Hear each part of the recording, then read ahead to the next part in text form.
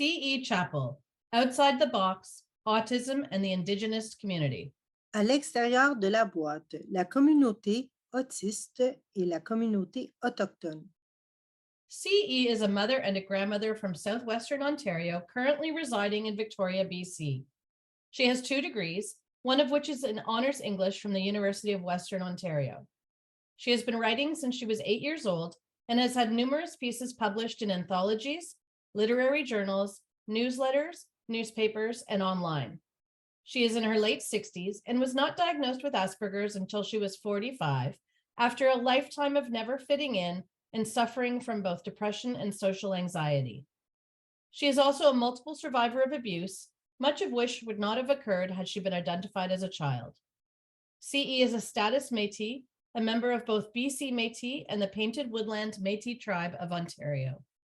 CI est mère et grand-mère qui est du sud-ouest de l'Ontario et qui vit actuellement à Victoria en Colombie-Britannique. Elle a 2 diplômes, dont un avec Honours English de l'Université Western Ontario. Elle a écrit depuis l'âge de 8 ans et a publié de nombreux articles, des anthologies, des revues littéraires, des bulletins et des journaux en ligne. Elle est dans la soixantaine et n'a jamais reçu de diagnostic d'Asperger avant l'âge de 45 ans.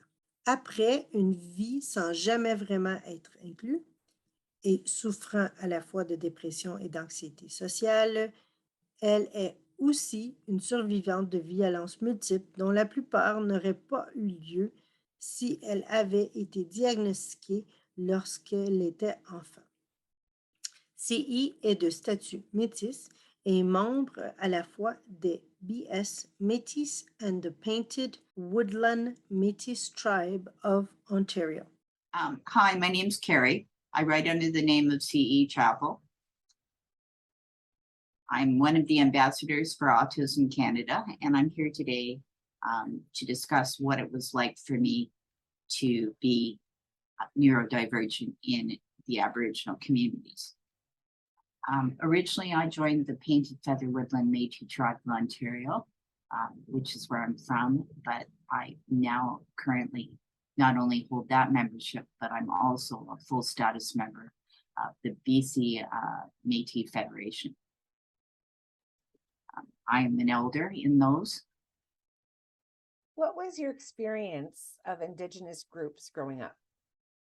I grew up in a hub of Métis communities. The community that I came from was quite diverse. It was one of the northernmost outposts of the Underground Railroad. So we had a lot of escaped slaves who settled there. The original Métis group that I joined, the Painted Feather Woodland Métis tribe of Ontario, is the only Métis group in Canada which recognizes as Métis, where First Nations intermarried with escaped slaves. So we have people who are mixed Aboriginal and Black. The land that is known as Chatham-Kent today is in the traditional land of the Three Fires Federation, Three Fires Confederacy, I mean. They're the Odawa, the Potawatomi, and the Ojibwe. Many people, when they think of the Ojibwe, think of the Chippewa if they're farther south. I went to many children who came from the nearby reserve of Walpole Island. I grew up being exposed to Métis jigging and many traditional foods, and we always had powwows. Have you ever lived on an Indigenous reserve? 4 times. I lived amongst the Coast Salish on Vancouver Island, amongst the Haidas on Haida Gwaii. I lived in both Masset and Skidegate. I also attended classes at the Heritage Center there. And I lived with the Tahltan in northern BC in a place called Telegraph Creek, which is up near the Yukon border. and I married one of the Tahltan elders who unfortunately got Alzheimer's and has now passed on. I also lived in a flying community, which was a mix of Anishinaabe and Cree. And that was a very interesting place. The ice road truckers on TV, the road that they travel was the road that led to our community. What did you do to make yourself part of the community when you lived there? I helped out in the community gardens. They had food banks in a couple of the reserves. I delivered food from the community gardens to the elders. I house cleaned for elders. One of the communities that I lived in, the Tahltan, had culture camps, both nearby and also on their traditional lands where they flew us in. The one camp you could only get there either by plane or on horseback. So I helped cook at those. I was a medical escort. I drove elders around. I helped out in the greenhouse. I cleaned the nurses' station. I worked in the band office. I worked as a teacher's aide. I helped out at feasts by serving or doing dishes or preparing food. Some cases I helped clean fish. I helped tend smokehouses. I also took classes, as I previously mentioned, at the Haida Heritage Center, where I learned how to do some of the traditional Aboriginal art forms. Like I made a blanket. He showed us how to do paddles. I learned, the different shapes, like the splitwise and the ovoids, and how to do them, which are much harder than people might think.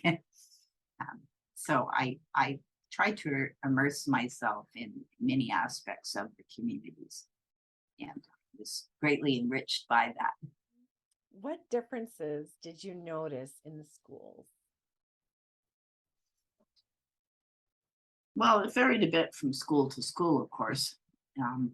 But in the fly-in community, they actually made up hampers for the families because, many people out there struggled. It was quite remote. Food was extraordinarily expensive. And there wasn't a whole lot of opportunity for employment unless you left your community.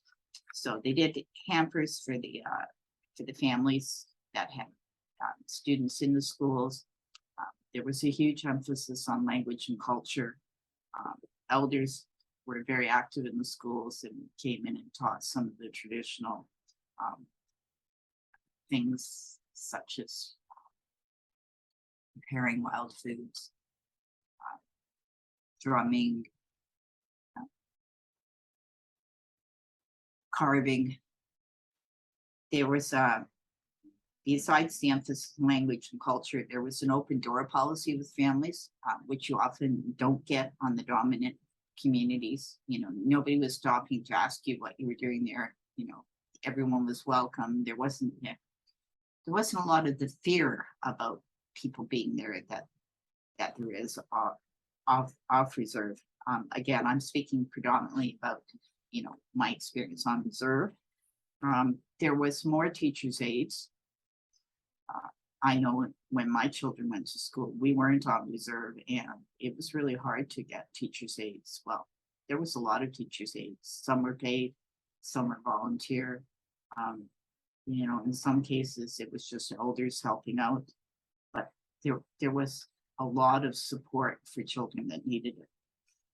There was food on hand for children who weren't getting enough food at home. Like some of the families were really struggling, so they had a hot lunch there.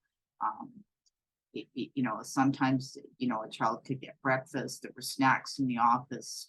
So if a child was hungry, they weren't hungry at school. And as I stated, the parents were very active in the schools. I guess there just wasn't the same kind of division that you see outside that community. What was it like to socialize on reserves? everywhere I went, people were inviting me in for tea or coffee. People were always beckoning me in, whatever food they had, they would share. So it was a lot of fun. I got a lot of exposure to traditional foods, and then just you could see a lot of cultural fusion when it came to the food. The Tahltan were really big on chili mac, you know, so you get, chili served over, macaroni and it was quite interesting too, because on every table, they didn't just have salt and pepper, they had cayenne, because the Tahltan had intermarried with the Chinese and Japanese when they brought the telegraph line through. So just the cultural fusion alone was quite interesting.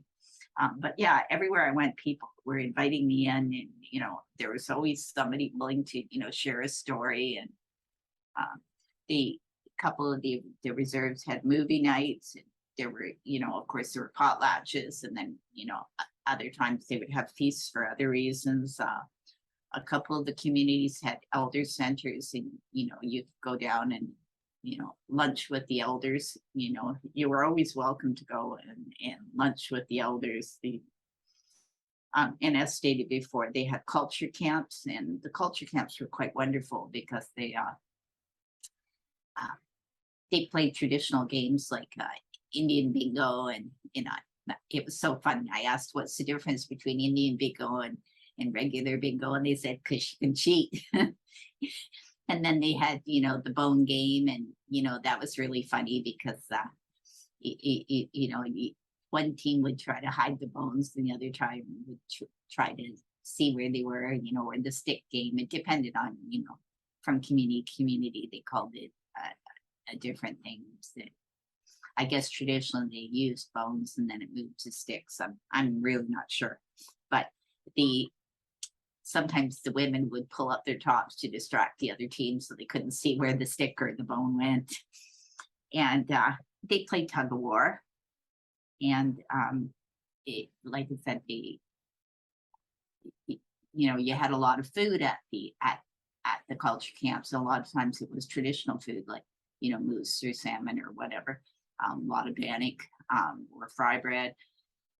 A lot of sitting around the fire having tea with the elders, and the elders talking about the old ways, and sharing myths and stories. It was really interesting.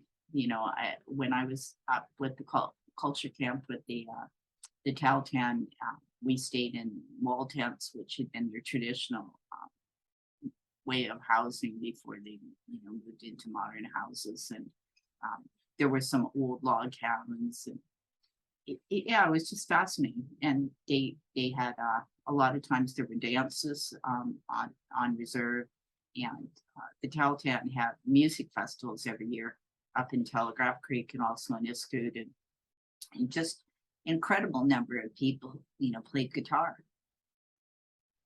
What did you learn about residential schools and their impact? It was just heartbreaking. Many families had lost children, siblings, friends, cousins.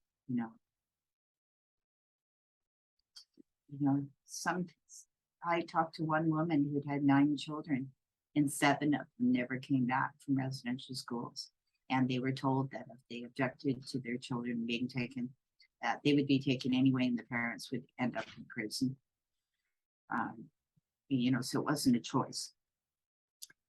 I attended one residential school hearing, a truth and reconciliation hearing, and I heard firsthand accounts from people who attended. I heard horrific stories of sexual abuse, torture. One woman had her lips stapled together because she was speaking her own language. One of the elders in my building, he's a Mohawk elder, he had his fingernails and his toenails torn out. Just nobody should have to endure that.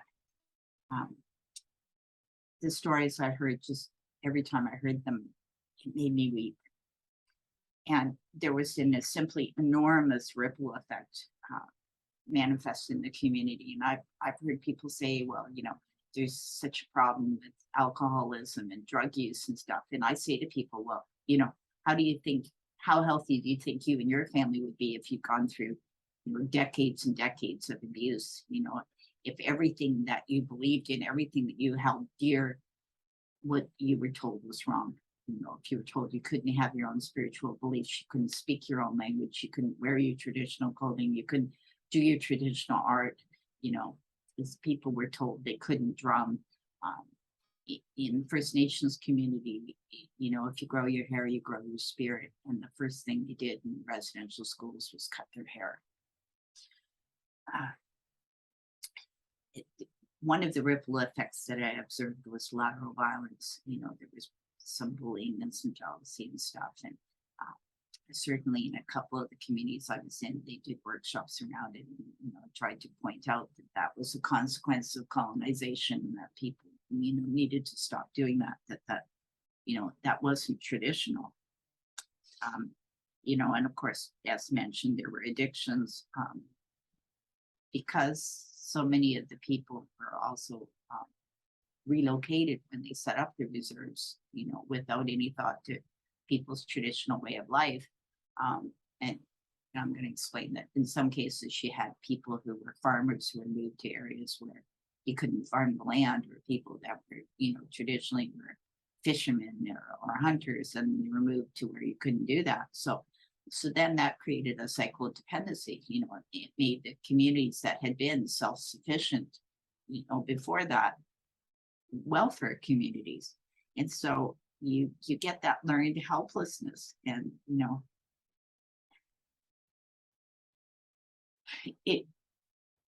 it was just heartbreaking.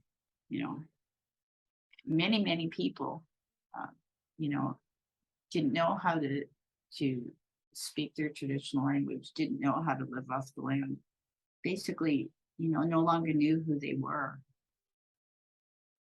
That was pretty powerful. Wow. What positive changes did you notice? Well, I gave some thought about this, and, you know, excuse me for looking at my notes, but I don't want to forget points that I think might be important to share.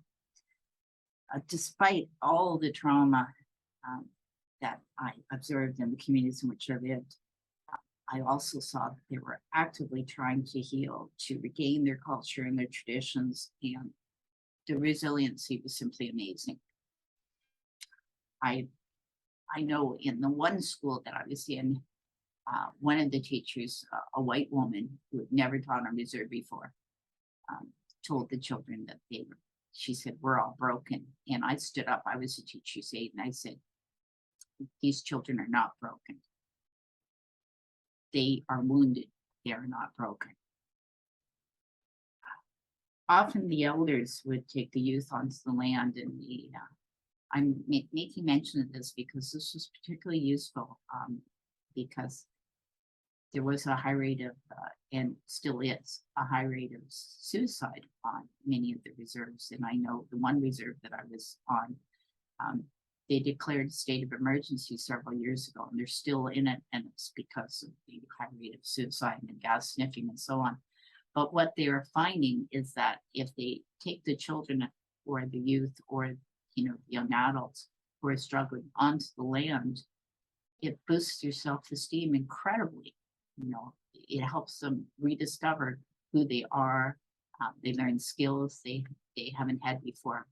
They develop pride, you know, and when you start to feel good about yourself, you know, that's the way to make change.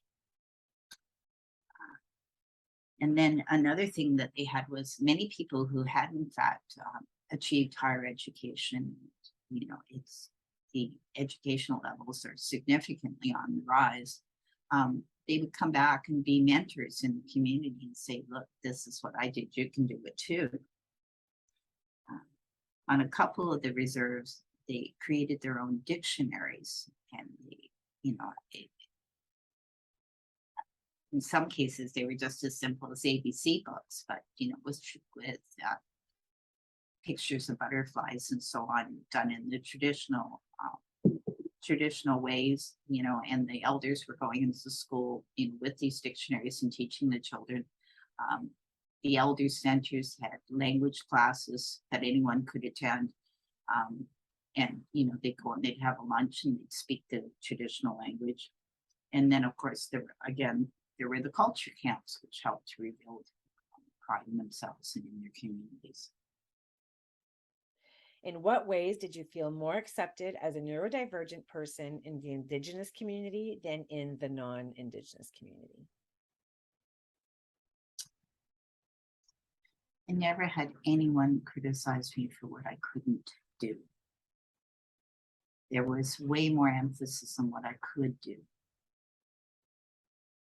Whatever abilities I have were welcomed. I never felt the need to self-identify on the reserve because I was already accepted. You know, I never ever felt lacking in any way at all. As well, if I didn't know something, there were always elders more than willing to teach. I was never ever mocked for a lack of knowledge or understanding. In what ways was daily life made easier? Okay, people listened without interrupting. No one was ever told to shut up. In large gatherings, the eagle feather was passed, and the eagle feather is considered sacred. When you hold it, you have to be truthful. It is so highly regarded that in the courts, people can swear on the eagle feather instead of the Bible, which is also significant because for people who've been through residential schools, the last thing you want to do is you swear on a Bible and be reminded of all the trauma that Bible represents. When one held the feather, people listened, and you could speak for as long as you needed to, as long as you held the feather. No one else would speak until the feather was passed. As well, there were in-home supports. There were always people visiting the elders. And of course, you know, if you're neurodivergent, your needs don't stop just because you age. In the schools, as I mentioned, there were a lot of TAs, some paid, sometimes just parents or elders coming in to help, but there was a lot of support.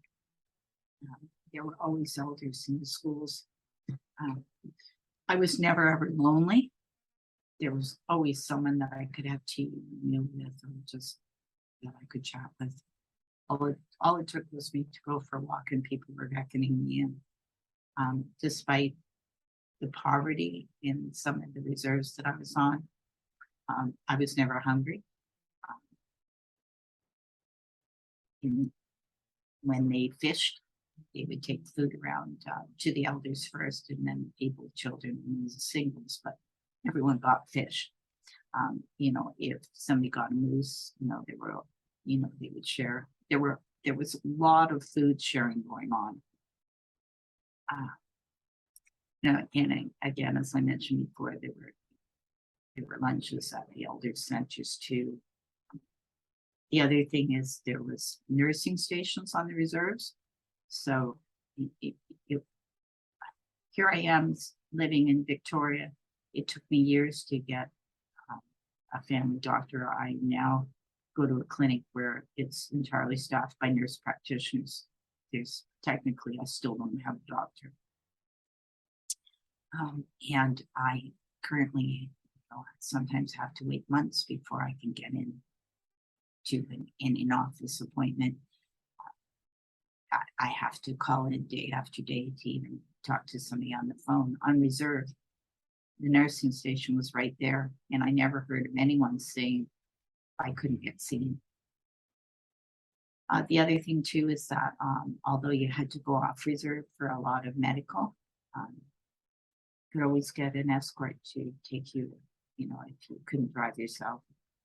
And, you know, again, as mentioned before, there was always an elder to talk to. So there wasn't the social isolation that you get in, you know, community. Nobody was lonely. What important things did you learn while on the reserve? Well, I learned a lot of creative things, and I learned how to make dream catchers. My late husband and I carved moose antler and ram's antler, ram's horn into jewelry. We made the traditional chokers and earrings. I had an opportunity to work for a brief time on a totem pole. I learned how to tend a smokehouse. I learned how to skin, how to jar fish. I learned how to recognize and prepare many natural medicines. I learned that everyone had value and some kind of talent, without exception. I learned that art is enormously transformative. Many survivors of residential schools have gone on to become painters or carvers or weavers or jewelers. Or Thompson Highway went to residential schools, and he's written many remarkable plays about life on the reserve. So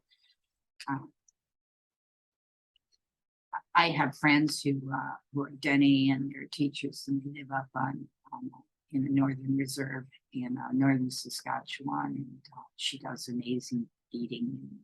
He does simply phenomenal paintings and carves, so despite them going to residential schools, they have been able to express themselves and become very rich and rewarding people who provide real benefit to others.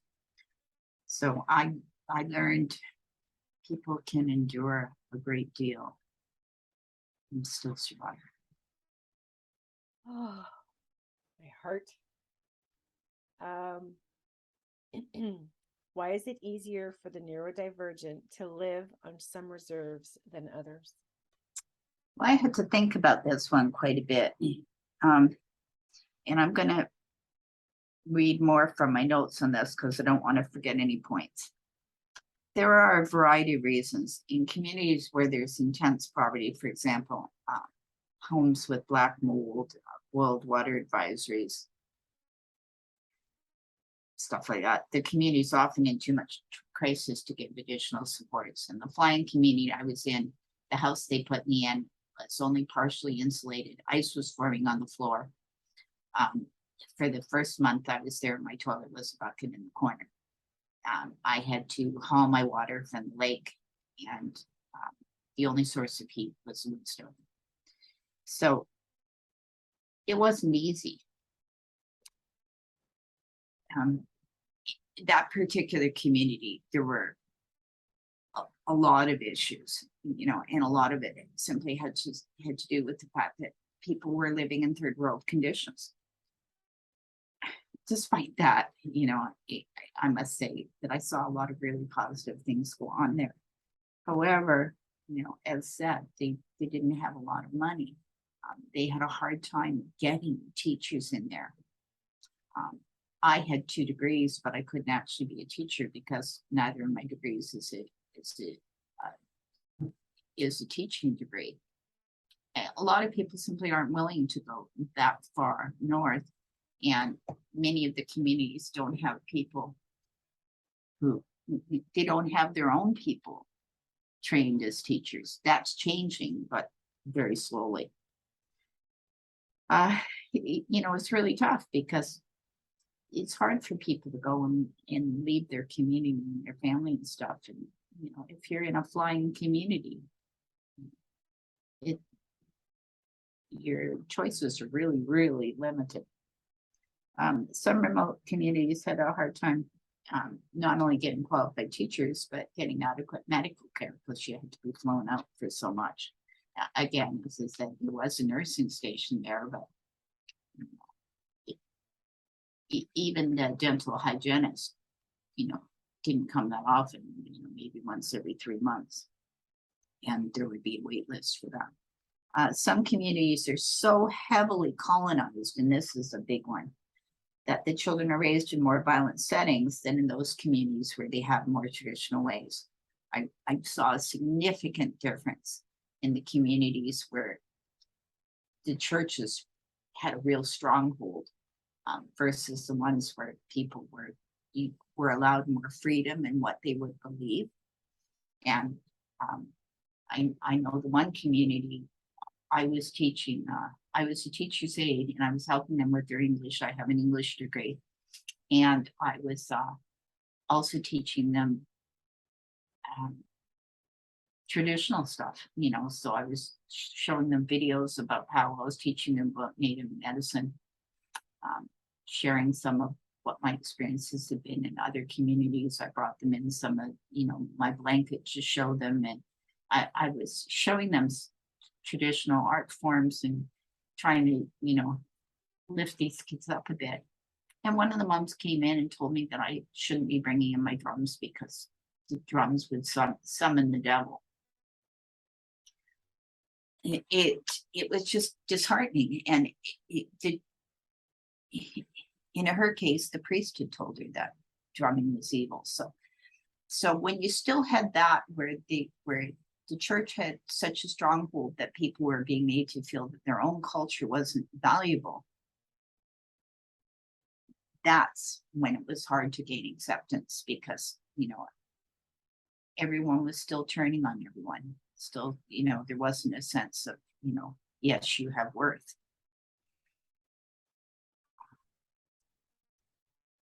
In terms of the more positive things,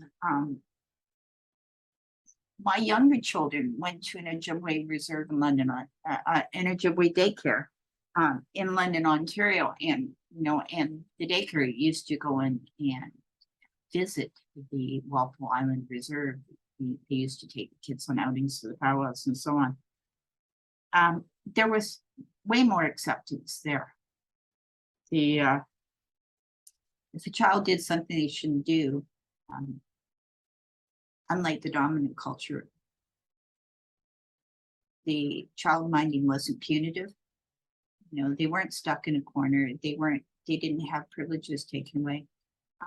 Instead, they were told stories, and the stories would tell them how they should behave, or they were redirected. They were never told, "Oh, you're bad." Sometimes gentle laughter was enough to redirect the child. And again, you know, on those reserves where they had culture camps, you know, everyone was welcome. There was just so much positive stuff going on that, you know, everybody was included. I mean, you know, there were kids in wheelchairs there who were, you know, being taught how to do beading. You know, a friend of mine, his granddaughter is nonverbal and, you know, and has mobility issues. He didn't leave her at home with a babysitter. He took her everywhere. You know, everyone was welcome. You know, didn't matter if you were young or old, didn't matter, you know, if you had an addiction, didn't matter if you were poor, you know, just everyone was welcome. There were a lot of sharing of stories, you know, there was teaching of crafts, there were traditional games, as I said. Everyone was fed all they could eat. You know, the sense of extended family was really strong. I would actually, if I had a chance, I would move back onto reserve in a heartbeat, despite all the trauma, despite, you know, the poverty I encountered. Just the extended family was so strong. I loved it that I could walk through a community, and everywhere I went, I was called sister or auntie or grandmother. You know, I loved it, you know, going into the sweats and, you know, being one of the grandmothers to guard the door. You know, I loved it. All right, last question. What things do you think everyone should take away from this? Respect your elders. Listen more than you talk. As one elder told me, you're given 2 ears and 1 mouth for a reason. Tell yourself on a daily basis, you matter. You have far more abilities than disabilities. Even giving hugs or being a good listener is an ability, which makes others people feel happy. I think we need to tell ourselves that we, the neurodivergent, are blessed in being able to think outside the box. The only true limits are our own imaginations. We need to think big.